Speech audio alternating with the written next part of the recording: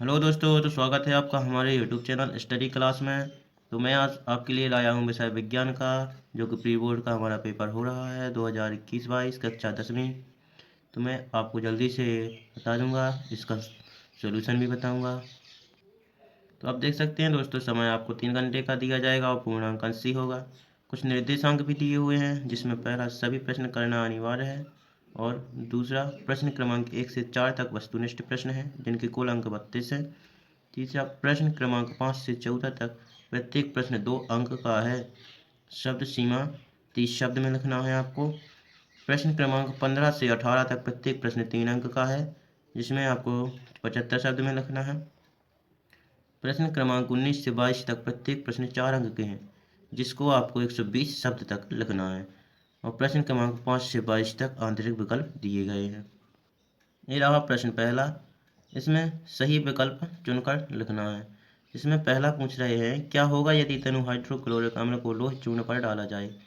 इसका दूसरे नंबर का सही है, क्लोरीन गैस व आयरन हाइड्रोक्साइड का निर्माण होगा। ये प्रश्न दूसरा, धातुओं को पतले तारों में खींचे जा सकने की क्षमता कहलाती है। इसका पहला नंबर आ जाएगा तन्यता।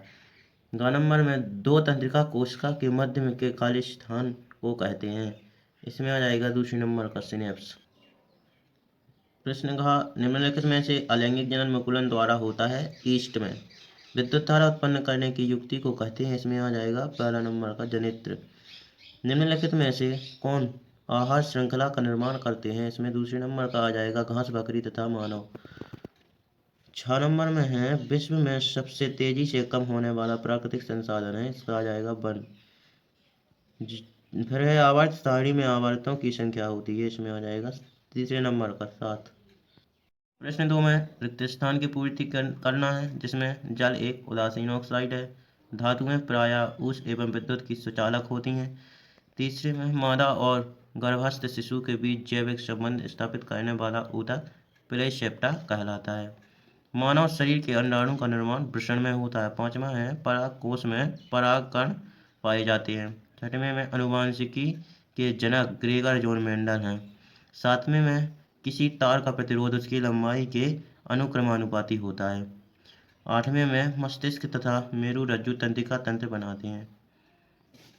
ये आ गया प्रश्न तीसरा, जिसमें सही जोड़ी मिलान कर उत्तर लिखिए। इसमें सही जोड़ी मिलाना है। इसमें पहले नंबर का आ जाएगा का सबसे अधिक क्रियाशील धातु। इसका आ जाएगा तीसरे नंबर का पोटेशियम। सामान्य रक्तदाब, इसका आ जाएगा 120/80 mmHg। घ नंबर में पादप हार्मोन, इसका आ जाएगा साइटोकिनिन। घ नंबर में शुक्राणु उत्पादन नियंत्रण, इसका आ जाएगा पहले नंबर का टेस्टोस्टेरोन। डा नंबर में तारों का टिमटिमाना, इसमें आ जाएगा वायुमंडलीय अपवर्तन। 4 नंबर में लेंस क्षमता, इसका आ जाएगा दूसरे नंबर का डाई ऑप्टर।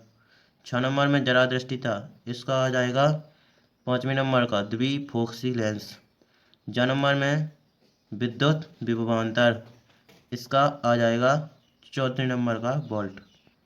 ये रहा प्रश्न 4, जिसमें एक शब्द या एक वाक्य में उत्तर देना है। पहला, शुद्ध जल का पीएच मान लिखिए। इसमें आ जाएगा 7। दो या दो से अधिक धातुओं के समग्र मिश्रण को क्या कहते हैं। इसमें आ जाएगा मिश्र धातु।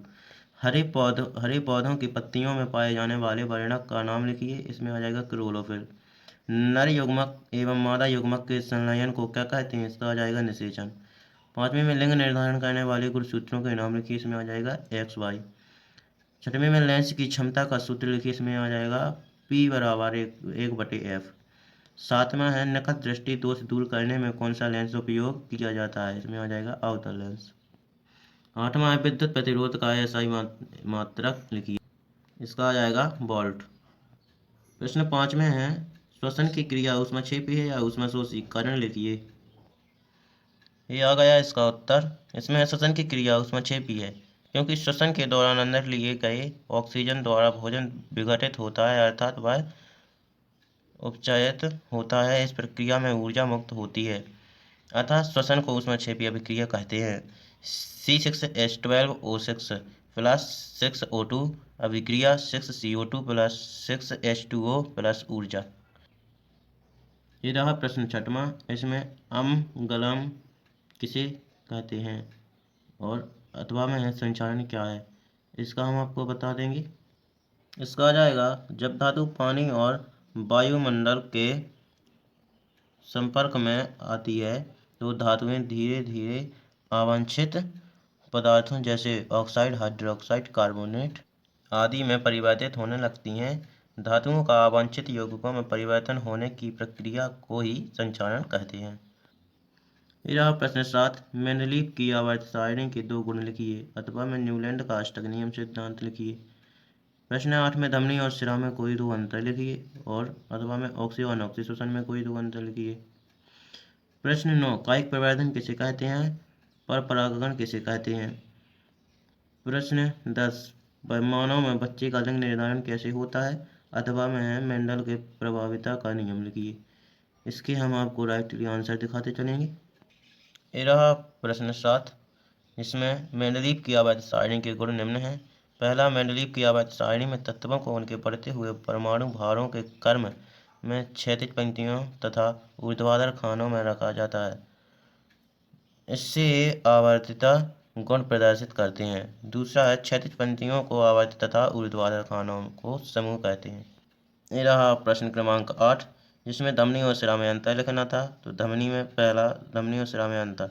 धमनी में बल्ब नहीं होते जबकि शिरा में बल्ब होते हैं। धमनी में ऑक्सीजनित रुधिर बहता है जबकि शिरा में भी ऑक्सीजनित रुधिर बहता है। ये रहा प्रश्न 9, जिसमें पौधों में पराग कण का नर भाग से मादा भाग पर स्थानांतरण परागण कहलाता है।